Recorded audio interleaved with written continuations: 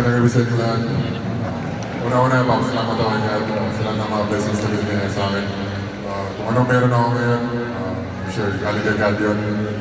Yung talent ko, yung height ko, yung pinaka-asset ko, galing kay God yun. So, ayun. Kay Boss Arce, maraming salamat.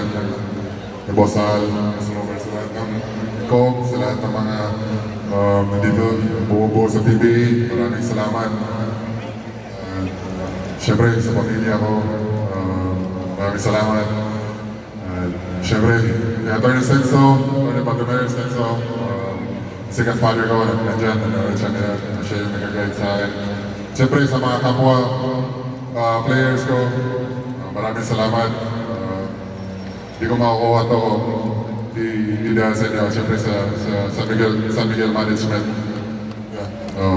So, ayun, maraming salamat sa inyo.